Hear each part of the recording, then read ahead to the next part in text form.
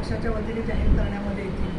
शिवसेना जी आहे ती भारतीय जनता पक्ष आणि राष्ट्रवादी काँग्रेस यांच्याबरोबर महायुतीमध्ये आम्ही एकत्र लढतो आहोत आणि साताऱ्याची जागा जी आहे त्याच्या संदर्भात उमेदवार आणि कोणाकडे ती जागा असणार याचा अजूनही निर्णय जाहीर झालेला नाही आहे।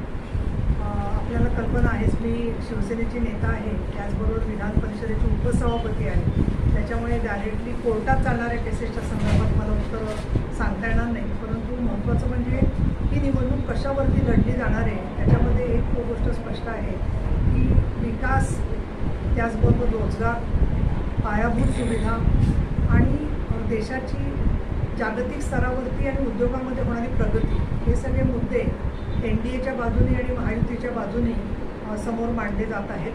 आणि आपण हे चित्र पाहतो आहे की पायाभूत सुविधा अनेक उद्घाटनं पूर्वीची झालेली आहेत, परंतु त्याची पूर्तता होऊन त्याचा लोकांना उपयोग होतो आहे अशा प्रकारची उदाहरणं फार कमी आहेत। आणि त्यामध्ये 2014ला आणि 2019ला सन्माननीय पंतप्रधान नरेंद्रजी मोदी यांनी सूत्रसरी हातात घेतल्यावरती आणि नितीनजी गडकरी हे दळणवळण मंत्री म्हणून काम करत असताना ज्या प्रकारे एकनाथजी शिंदे, देवेंद्र फडणवीस आणि अजित पवार यांनी कार्य केलेलं आहे ते पाहिल्यावर गेल्या 2 वर्षामध्ये अनेक मुद्द्यांना चालना मिळालेली दिसते आहे।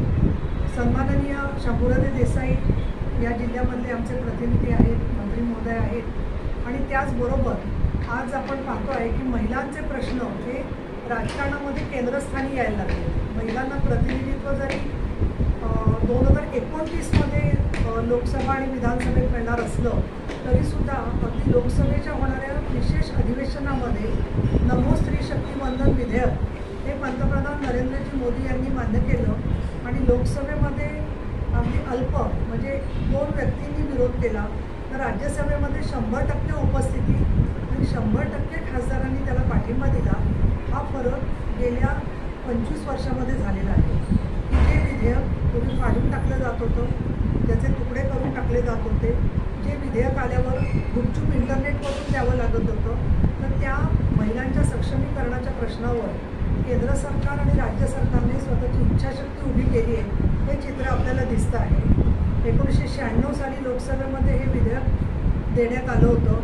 योगायोगाने 12 सप्टेंबर माझा वाढदिवस, त्या दिवशी हे विधेयक इंट्रोड्यूस झालं होतं, पण त्याच्यानंतर 2014मध्ये ते रद्द झालं लोकसभा संपल्यानंतर आणि जवळजवळ 96 ते 2014पर्यंत काँग्रेसला UPAमध्ये 2006 नंतर सतत बहुमत होतं 2 टर्ममध्ये, परंतु त्यांनी ती इच्छाशक्ती दाखवली नाही की जी इच्छाशक्ती दाखवत असताना या विधेयकात असं म्हटलेलं आहे, स्पष्टपणाने नमूद केलेलं आहे की स्त्रियांनी आरक्षण मिळाल्यावर जे काम चांगलं स्थानिक स्वराज्य संस्थात करून दाखवलं, महिलांचा धोरणामध्ये सहभाग असला पाहिजे आणि सबका साथ सबका विकास या भूमिकेतून मोदी साहेबांनी जे काम केलं त्याच्यामुळे 2014पर्यंत महिला मतदारांचा जो कल काही प्रमाणात काँग्रेसकडे दिसायचा, तो 2019च्या निवडणुकांमध्ये महिला मतदारांनी मोठ्या प्रमाणात NDAला मतदान केलेलं आपल्याला दिसून येते। इतकंच नव्हे तर स्त्री मतदारांचा मोठा सहभाग हा कोण जिंकून येणार याच्यावरती आहे असं आतापर्यंत मध्य प्रदेश, राजस्थान या सगळ्या निवडणुकांच्या मध्ये सुद्धा चित्र दिसलेलं आहे। केवळ निवडणुकांसाठी नाही, परंतु स्त्रियांना सार्वजनिक ठिकाणी जात असताना नेहमी आर्थिक अडचण जाणवते, कशाला कुठल्या कामाला चाललं आहे, लष्कराच्या भाकऱ्या वाजायला निघाल्या आहेत, परंतु आज स्त्रिया बचत गटाच्या माध्यमातून चांगलं काम करत आहेत। 99% महिला बचत गटांनी परतफेड केलेली आहे। बचत गटांची परतफेड न करता पळून गेलेली एकही महिला परदेशात दिसली नाही आम्हाला तरी, तसे मोठमोठे टायकून्स आपल्याला दिसतात तसे। आणि म्हणून स्त्रियांची पत बँकांमध्ये वाढल्यामुळे महिला बचत गटांना निधी देण्यासाठी बँकासुद्धा उत्सुक आहे। या पार्श्वभूमीवरती आमची माननीय एकनाथजी शिंदे यांनी शिवदुर्गा मोहीम हाती घ्या असं आम्हाला सुचवलं होतं, त्यानुसार आमचा मुंबईत कार्यक्रम झाला।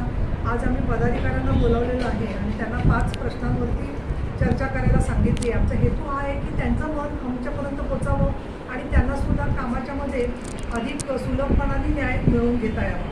आता या सगळ्या मुद्द्यांच्या बरोबर राजकारणामध्ये प्रचंड धुरळा उडतो आहे, मनभेद झालेले आहेत, त्याचबरोबर आघाड्या आणि युती यांचं वातावरण स्थिर व्हायला थोडंसं अजून वेळ लागेल असं मला वाटतंय, कारण विड्रॉल्स अजून व्हायची आहे। त्यामुळे तोपर्यंत कुठलेही उमेदवार शेवटपर्यंत कोण टिकतील किंवा नाही याच्याबद्दल आपल्याला महाराष्ट्रामध्ये खूप मोठे धक्के पचवायची सवय आहे. त्याच्यामुळे आम्हाला असं वाटतं की या सगळ्या मुद्द्यांवर बोलत असताना महिला मतदारांच्या काय अपेक्षा आहेत या दृष्टिकोनातून महिला सक्षमीकरण मोहीम शिवसेना महिला आघाडीने हाती घेतलेली आहे. ठिकठिकाणी बोलत असताना अंमलबजावणी नीट झाली पाहिजे, कारण महिला सुरक्षेचा प्रश्न गंभीर आहे.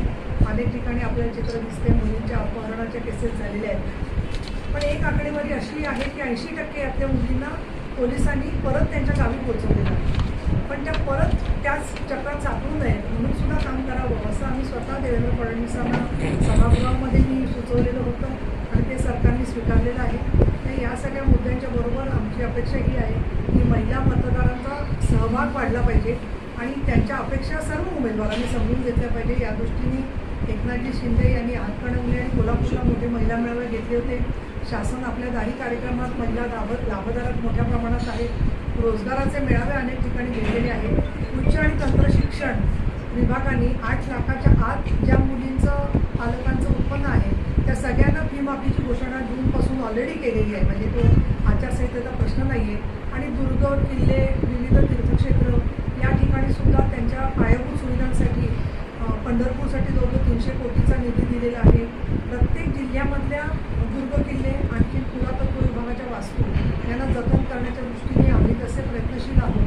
तसं उद्योगाच्या मार्गातून बेरोजगारीच्या प्रश्नावर सुद्धा तिथल्या तिथे नोकरी देण्याच्या संदर्भात शासनाने जो पाठपुरावा केला आहे त्याच्या पुस्तिका DGFच्या मार्फत आपल्याकडे ऑलरेडी पोचलेल्या आहेत. त्यामुळे मला असं वाटतं की आपण आमचं काम जे आहे ते सगळं समजून द्याल. स्वतः शिंदेसाहेबांचं गावच या जिल्ह्यात आहेत, ते सारखे तुम्हाला येतील किंवा भेटत असतील आणि तुम्ही मला प्रश्न जरूर विचारू शकता. जे माझ्या कक्षेत प्रश्न आहेत त्याचे मी नक्की सातारा लोकसभेची जी